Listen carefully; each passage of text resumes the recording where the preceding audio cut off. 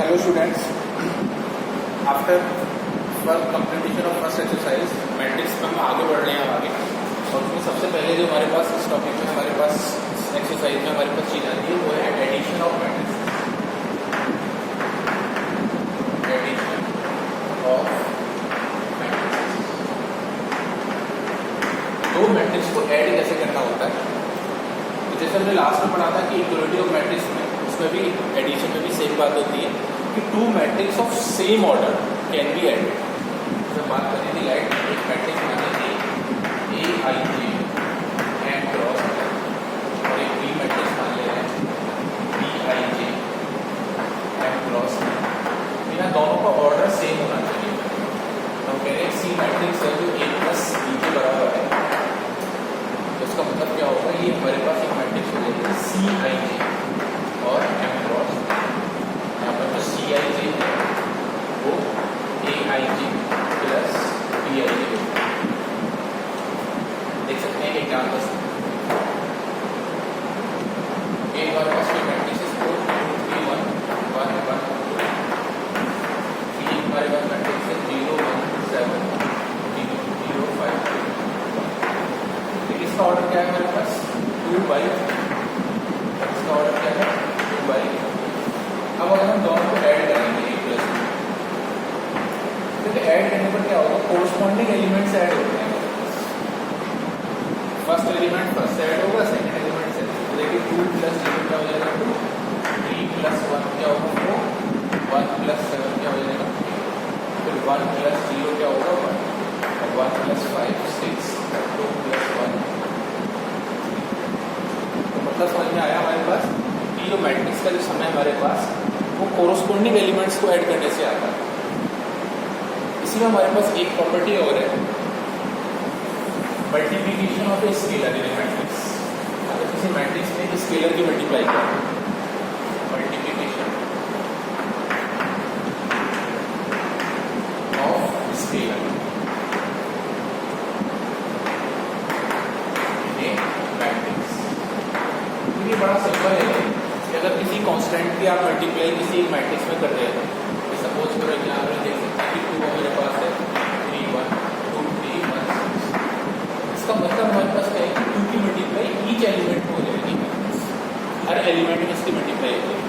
तो क्या लिखेंगे हमारे पास 2 × 2, तो यहाँ 2 × 3, यहाँ 2 × 1, यहाँ क्या है 4 क्या है 4 6 2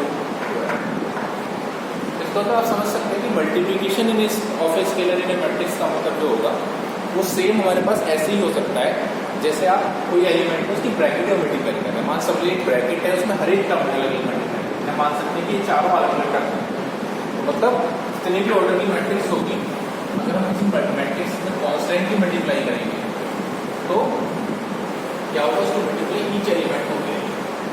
अब देखिए जब भी हम कोई नया सिस्टम बिल्ड करते हैं तो हमारे पास जो हमारी प्रीवियस प्रॉपर्टीज हैं, जो प्रॉपर्टीज हमने 6-7 क्लास से पढ़ी हुई थी कि कॉम्यूटेटिव लॉ, एसोसिएटिव लॉ, ये सब जो हमारी प्रॉपर्टीज थी, हमें ये देखना होगा कि क्या ये सारी प्रॉपर्टीज यहाँ पर फॉलो होती नहीं होती। तो देखिए वो चारों प्रॉपर्टीज है, हमारे पास क्या है प्रॉपर्टीज ऑफ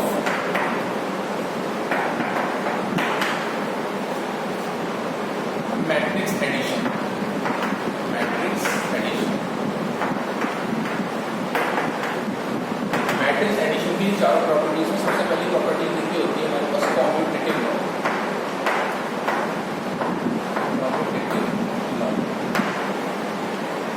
कॉम्यूटेटिव लॉ की बात करें तो सिंपल होगा, जैसे हम बात करते हैं कि मैट्रिक्स में भी ये प्रॉपर्टी होगी कि अगर ए प्लस बी होगा तो बी प्लस ए की इक्वल होगा। अगर हम दो मैट्रिक्स को ऐड करते हैं ए प्लस बी तो उसकी वैल्यू बी प्लस ए की इक्वल होगी। द सेम मैनर अगर हमारे पास दूसरा है एसोसिएटिव लॉ। एसोसिएटिव लॉ, तो एसोसिएटिव लॉ में यहाँ पर आपको 3 मैट्रिक्स लेनी पड़ेगी और ध्यान में तीनों सेम ऑर्डर की मैट्रिक्स हैं। यहाँ पर ए बी सी हमारे पास 3 मैट्रिक्स है और अगर हम बात करें ए प्लस बी प्लस सी, ये ए प्लस बी प्लस सी 3 इक्वल होगा। ध्यान रहे यहाँ पर ए बी सी तीनों सेम मैट्रिक्स हैं और हम बता सकते हैं कि यहाँ पर ए बी सी क्या है, ए यहाँ पर हमारे पास कोई भी मैट्रिक्स है A I J M cross है, और बी यहाँ पर क्या मैट्रिक्स है बी आई जे हमारे पास क्या मैट्रिक्स है, Cij M क्रॉस N। तो 3 मैट्रिक्स है ना, तीनों का ऑर्डर सेम है यहाँ पर। इसके बाद हमारे पास आता है existence of identity. Existence of identity element हम हमेशा हर एक टॉपिक में पढ़ते आए हैं। जैसे सिंपल नंबर्स की बात करते थे तो एडिशन में 0 आइडेंटिटी एलिमेंट होता था। तो वहाँ किसी भी एलिमेंट में अगर आप 0 ऐड करोगे तो कोई चीज़ नहीं आएगा। तो यहाँ भी हमारे पास यही होगा कि ए, यहाँ पर सपोज करो प्रॉपर्टी क्या होगी, a + 0 = a = 0 + a। ये क्या है हमारे पास, 0 मैट्रिक्स। क्या है, 0 मैट्रिक्स। इसी को बोलते हैं identity matrix for addition. This is identity matrix for addition. Basically हमने आइडेंटिटी मैट्रिक्स को अलग पढ़ा था, लेकिन यहाँ पर हम बात कर रहे हैं कि 0 मैट्रिक्स जो होती है वो एडिशन की आइडेंटिटी मैट्रिक्स होती है। इसके बाद एक लास्ट प्रॉपर्टी है हमारे पास, existence of additive inverse.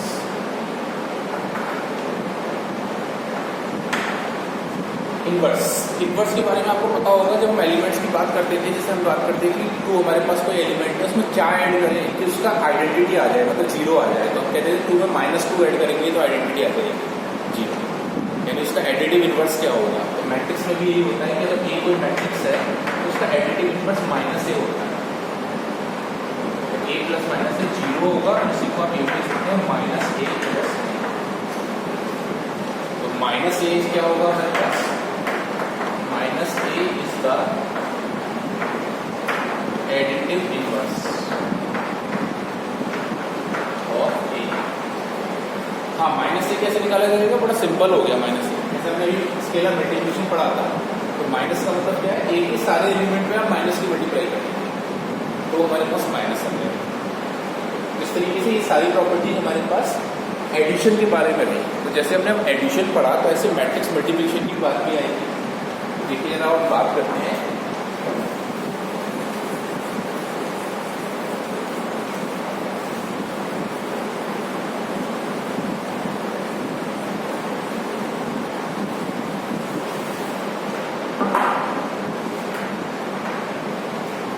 Multiplication of matrices.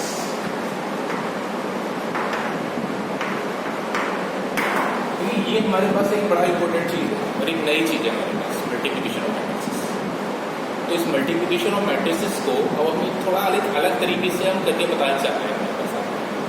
तो उसके लिए हम कुछ एक तरीका हम फॉलो कर रहे हैं। सपोज हम आपसे बात कर रहे हैं कि ये और ये 2 स्कूल है और वो अपने स्कूल के लिए पेन और पेंसिल्स मंगा रहे हैं। सपोज करो यहाँ पेन है और क्या है, पेंसिल है, वो आपको मंगा रहे हैं स्कूल के लिए। ए स्कूल है वो सपोज करो 10 पेन मंगा रहा है और 12 पेंसिल मंगा रहा है, और ये 8 पेन मंगा रहा है और 15 पेंसिल मंगा रहा है। और उसने बताया कि भाई जो उनकी कॉस्ट है पेन और पेंसिल की कॉस्ट वो इस तरीके से है कि इसकी जो हमारे पास पेन है उसकी 6 रुपीज़ कॉस्ट है और इसकी 3 रुपीज़ कॉस्ट है। तो इसको हमने ऐसे लिख दिया कॉस्ट को, ध्यान रहे पेन पेंसिल को इस तरीके से लिख दिया और हमने इसे मैट्रिक्स की फॉर्म में लिख दिया। अब आपसे ये पूछा जाए कि बताइए कि स्कूल ए ने टोटल कितना अमाउंट एक्सपेंड किया और स्कूल बी ने टोटल कितना अमाउंट एक्सपेंड किया। तो आप वैसे तो देख सकते हो कि आप 10 पेन है और रेट की कॉस्ट 6 है। यहाँ पर हम देखा जाए कि 10, 12, 8 और 15 और 6 और 3, 10 पेन थे, हर एक की कॉस्ट कितनी थी, 6 आई। तो आप क्या बोलोगे, 10 × 6 60। तो बोलेंगे 10 × 6 प्लस 12 पेंसिल थी, हर एक की कॉस्ट 3 रुपीज़ थी। तो आप बोलोगे +12 × 3 क्या होगा, 36। अब बी पेन की बात आती है, 8 पेन मंगाए थे, हर एक पेन कितना रुपये का, तो 6। तो आप क्या लिखोगे 8 × 6 और 12 15 पेन मंगाए थे पेंसिल और हर एक 3 रुपये की, तो 15 रुपये। आप इस कैलकुलेशन को सॉल्व करेंगे, 60 + 36 96, 48 + 45 कितना है, 91। ये 91 ये किसकी कॉस्ट आ गई, स्कूल ए की कॉस्ट आ गई। कॉस्ट ऑफ स्कूल ए ने कितना खर्च किया और कॉस्ट ऑफ स्कूल बी। तो हमने यहाँ पर मैट्रिक्स मल्टीप्लिकेशन देखा कि हमने एक अलग प्रोसीजर फॉलो किया मल्टीप्लाई के लिए। यहाँ पर एक खास बात देखिए कि इसका ऑर्डर 2/2 था, तो इसका ऑर्डर क्या है हमारे पास देखिए 2/1। तो जब हम मल्टीप्लाई कर रहे हैं तो आप देखिए कि ये इसके कॉलम इसकी रो के बराबर होने चाहिए मल्टीप्लाई। तो दूसरी वजह मल्टीप्लिकेशन के बाद जो मैट्रिक्स टाइप है इसका ऑर्डर क्या है 2 और 1 आया, तो आप देखते हैं 2 आया है तो और ये 1 है। तो यहाँ पर हमें पता चला कि मैट्रिक्स मल्टीप्लिकेशन एक अलग टाइप का प्रोसेस है कि दो मैट्रिक्स एक स्पेसिफिक फॉर्म में लिखी होनी चाहिए। चलिए अब हम इसको जनरलाइज फॉर्म में पढ़ते हैं कि क्या है मैट्रिक्स मल्टीप्लिकेशन। देखिए फ्लैट आपने मान लिया ए कोई मैट्रिक्स है A I J M cross L, B एक मैट्रिक्स है B I J N cross. अब देखिए हमने क्या करा है, इसका एन है इसका भी हमने रो एन ही माना है, ये दोनों हमारे पास क्या होने चाहिए सेम है। तो जब हमने कहा कि सी एक मैट्रिक्स है जो ए बी के प्रोडक्ट के बराबर है और उसके एलिमेंट भी सपोज करो सी आई जे की फॉर्म में होंगे, उसका ऑर्डर क्या होगा, उसका ऑर्डर होगा एम क्रॉस एम क्रॉस। तो जब हम दो मैट्रिक्स की मल्टीप्लाई करते हैं तो ये प्रोसेस हमारे पास फॉलो होता है। तो आप एक चीज ये भी देख सकते हैं कि आप ए और बी की मल्टीप्लाई कर रहे हैं तो आप ए और बी के लिए ऑर्डर देख रहे हैं। यहाँ से कुछ बहुत इंपॉर्टेंट बातें आपको पता चलने वाली है कि अगर हम ए और बी दो मैट्रिक्स ले रहे हैं तो क्या ए बी की मल्टीप्लाई करेंगे और बी की सेम आएगी, क्या ए बी की मल्टीप्लाई करने पर आप बी की मल्टीप्लाई कर सकते हैं या नहीं कर सकते। ये सब बहुत अलग अलग बातें हैं। तो चलिए हम एक एग्जाम्पल से आपको देख लेते हैं। यहाँ पर एक मैट्रिक्स सपोज 3 1 2 2 1 3, इसका ऑर्डर कितना है 2 बाई, तो यहाँ पर हम एक मैट्रिक्स ले रहे हैं 3 1 4 और 1 1, इसका ऑर्डर क्या है देखिए हमारे पास 3 बाई 2। तो आपने कहा कि ए बी में मल्टीप्लाई करना है, क्या होगा देखो 3 1 2 1 और इसको मल्टीप्लाई 3 1 4 1 1। तो देखिए हमने ये दोनों सेम है तो मल्टीप्लिकेशन हो सकती है इस तरह। कैसे करें मल्टीप्लाई, क्योंकि मल्टीप्लाई का मतलब होता है रो बाई कॉलम। क्या होता है रो बाई कॉलम, इस रो की मल्टीप्लाई इस कॉलम से करेंगे। देखिए कैसे 3 की मल्टीप्लाई 3 से 3 into 3 प्लस 1 की मल्टीप्लाई 1 से 1 into 1 प्लस 2 मल्टीप्लाई 4 से 2 into 4। ये फर्स्ट एलिमेंट की एंट्रीज आई हमारे पास। आगे देखिए फिर first row second column 3 into 1 plus 1 into 1 plus 2 into 5। अब आप सेकंड एलिमेंट की रो के लिए ऐसे ही करेंगे, सेकंड रो की मल्टीप्लाई फिर फर्स्ट कॉलम से 2 into 3 plus 1 into 1 plus 3 into 5। अब सेकंड रो की मल्टीप्लाई सेकंड कॉलम से 2 into 1 प्लस 1 into 1 प्लस 3। अब आप इसको सिंप्लीफाई करके लिख लीजिए। देखिए क्या है 9 plus 1 10 plus 8 18 3 plus 1 4 plus 10 14 6 plus 1 7 plus 15 20 2 plus 1 3 15 और 18। इसका ऑर्डर कितना है 2 बाई 2। तो आप देख सकते हो बताया आपको कि जब दो मैट्रिक्स की मल्टीप्लाई होती है तो ये तो कंडीशन सेम होनी चाहिए और इसके बाद ये ऑर्डर आपको बचना है। तो आप एक चीज और देखिए कि अब हमने यहाँ पर ए बी की मल्टीप्लाई करी है। चलिए अब हम एक बार यहाँ पर बी ए की मल्टीप्लाई करते हैं बी, तो क्या देखते हैं हमारे पास क्या है बी ए की मल्टीप्लाई जब हम करेंगे तो पहले बी को लिखेंगे तो क्या है 3 1 1 1 3 1 1 1 और 4 5।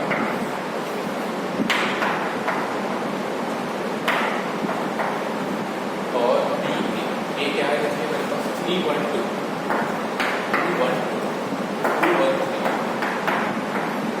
इसका ऑर्डर क्या है 2 बाई 3 बाई 3 रोज में 2 कॉलम।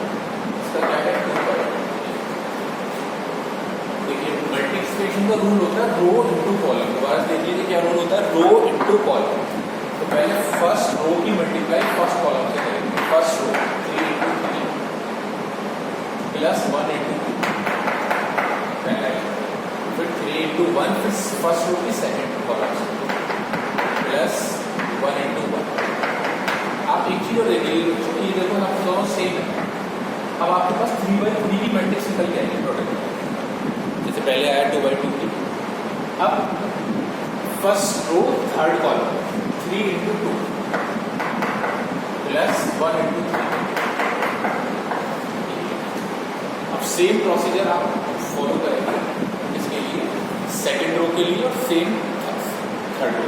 तो देख लीजिए 1 into 3 प्लस 1 into 2 फिर 1 into 1 second row second column plus 1 into 1 second row third column 1 into 2 plus 1 into 2।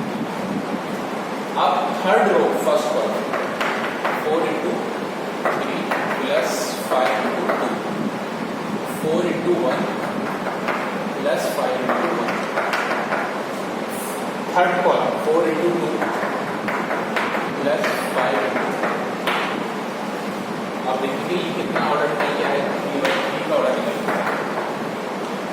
तो हम इसे कर सकते हैं 9 into 11 3 और 1 4 6 और 3 9 3 और 2 5 2 और 3 5 4 3 और 12 और 10 22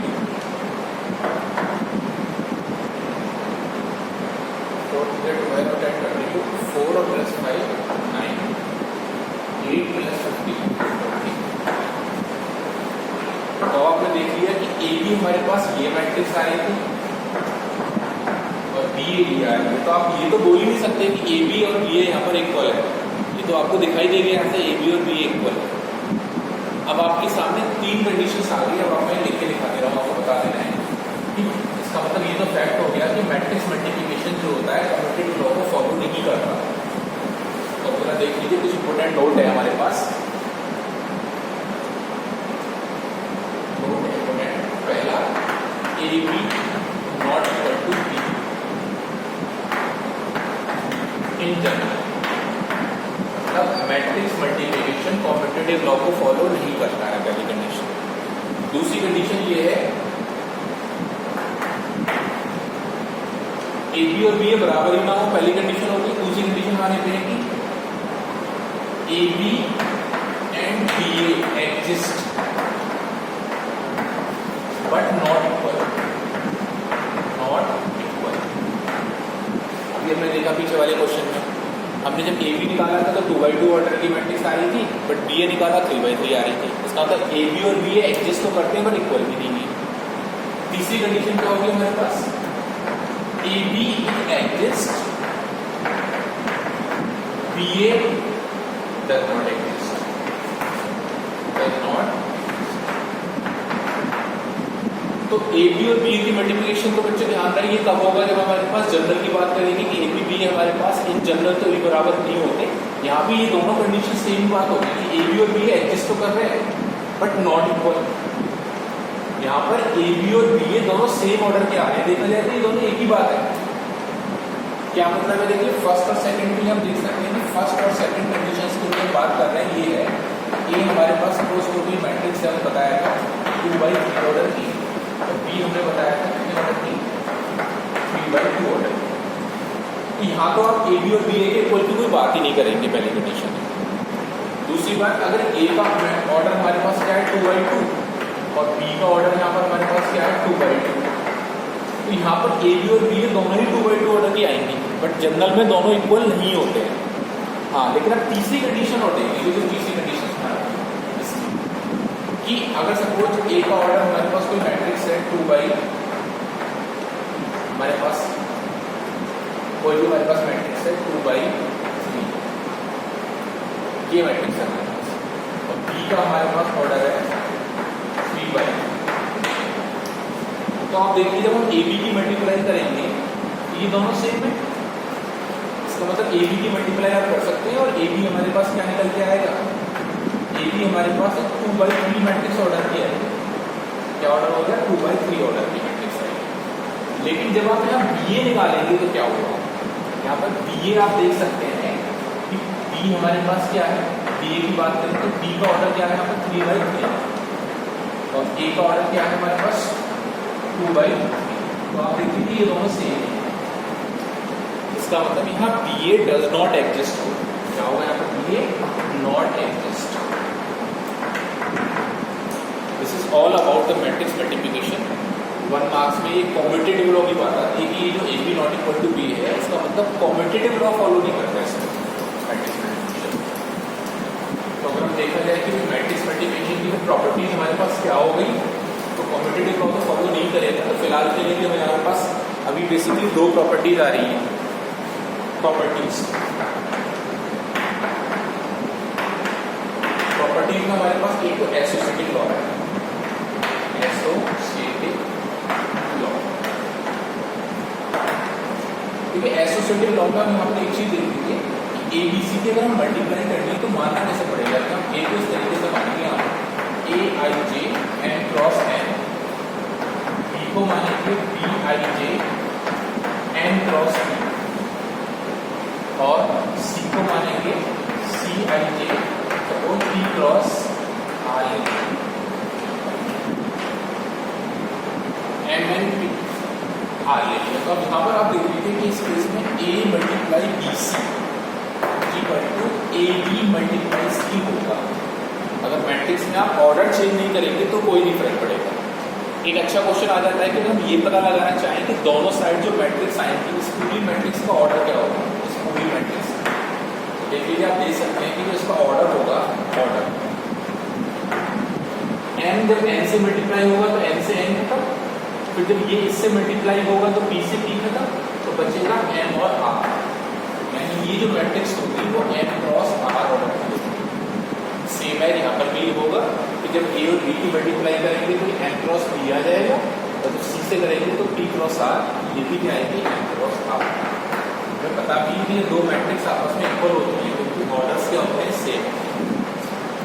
इसका मतलब एसोसिएटिव लॉ यहाँ पर फॉलो होगा।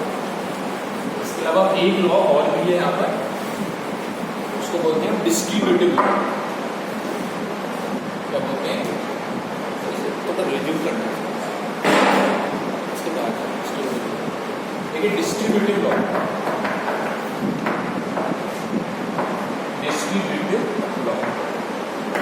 डिस्ट्रीब्यूटिव लॉ आपको बताएंगे कि हमारे पास ये लॉ होता है A B प्लस C, दोनों ऑपरेशन होता है AB प्लस AC।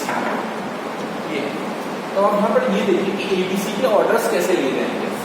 यहाँ पर A को आपको लेना पड़ेगा, देखिए ऑर्डर में कोई AIJ ले रहे हो n क्रॉस n, कोई भी ऑर्डर, लेकिन B और C यहाँ ऐड हो रहे हैं, इसलिए B और C का ऑर्डर सेम लेना है हमें यहाँ, तभी ये एग्जिस्ट करेगा।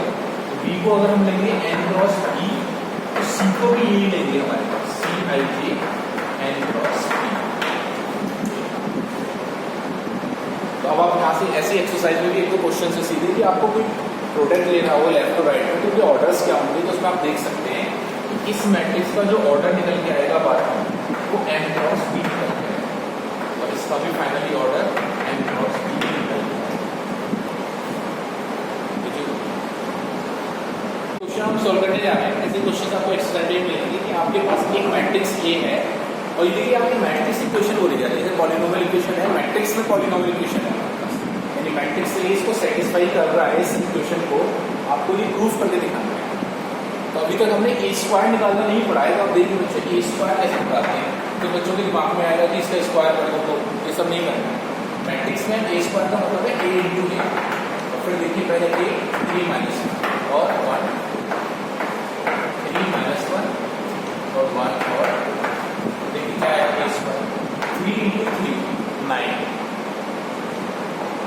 1 into minus 1 3 into 1 3 1 into 2 minus 1 into minus 3 और 2 into minus 1 minus 2 minus 1 into 1 minus 1 और 2 इंटू 2 क्या निकल जाएगा कि 8 5 माइनस 5 और 3।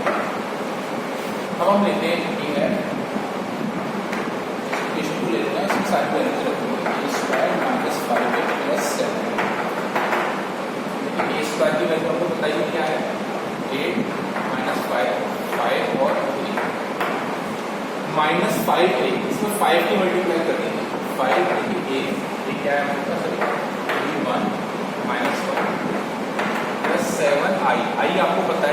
आइडेंटिटी मैट्रिक्स होती थी।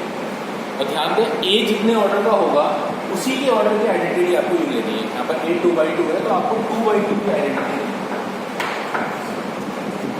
तो आप देख लीजिए कैसे करके आया हमारे पास। पहला एलिमेंट 8 है, 8 माइनस 15 और 7 × 1 7। फर्स्ट एलिमेंट 7, सेकेंड पर 5 माइनस 5 और यहाँ पर 0, थर्ड पर -5 और माइनस +5 और 7 × 0, फोर्थ पर क्या है 3 -10 और 7 × 7। तो आप देख लीजिए स्टूडेंट्स क्या निकल के आया ये 8 और 7 15, 15 - 15 0, 5 - 5 0 0। इस तरीके से अगर हमारे पास a² निकालना है तो आप ऐसे करके निकाल सकते हैं। अब अगर आपको a³ निकालना है तो भी आप ऐसे करके आपको 3 बार उसकी मल्टीप्लाई करनी है। a² × a निकालेंगे और भी इस क्वेश्चन में तो नहीं कर रहे हैं, हम ट्राई करने आ रहे हैं। जैसे हमने बताया था कि किसी क्वेश्चन में a² इस तरीके से निकाला जाता है, ऐसे आप ध्यान रख सकते हैं कि अगर a³ निकालना है तो पहले अगर a² निकाला a × a, अगर a³ निकालना है तो सर आप a² × a या a × a²। यहाँ पर एक बहुत इंपॉर्टेंट बात आपके समझ में आई कि अगर आपसे कोई कहे आप एक एग्जाम्पल देके बताओ जिसमें ए बी की वैल्यू बी ए के इक्वल आए, तो आप यहाँ से वो एग्जाम्पल बना सकते हैं। आप a² की वैल्यू निकालो और उसको एक नई मैट्रिक्स b मान लो और वहाँ b की मल्टीप्लाई a से करो। तो आप देखेंगे अब यहाँ पर a यहाँ पर ये हो गया और यहाँ पर इसको हमने b है। तो यहाँ पर आप देखेंगे कि इस केस में b और a भी दोनों बराबर आ जाएंगे। अभी आपने पढ़ा था कि ए बी और बी बराबर नहीं आती, लेकिन जनरल में हमने पढ़ा था। यानी अगर आपको एक एग्जाम्पल बनाने को दे दिया जाए तो बहुत अच्छी तरीके से बना सकते हो आप कि ए बी की वैल्यू यहाँ बी हो सकती है। कैसे? अगर आप a² को a³ को इस तरीके से माने इस तरीके से बच्चों आप ट्राई कर सकते हैं।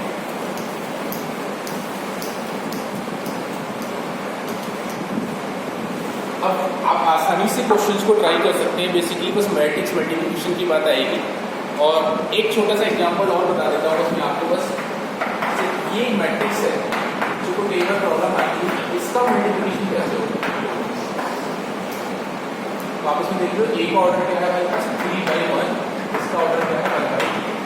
तो आप देखिए a b क्या निकल गया 3/3 क्या है 2/6। अब अगर ए बी निकालोगे तो देखिए फर्स्ट रो फर्स्ट कॉलम होगा, इसका ऑर्डर क्या है 3 × 1, इसका 1 × 3। तो पहले पता लगा लीजिए कि ऑर्डर क्या आने वाला है, ये आने वाला है 3/3।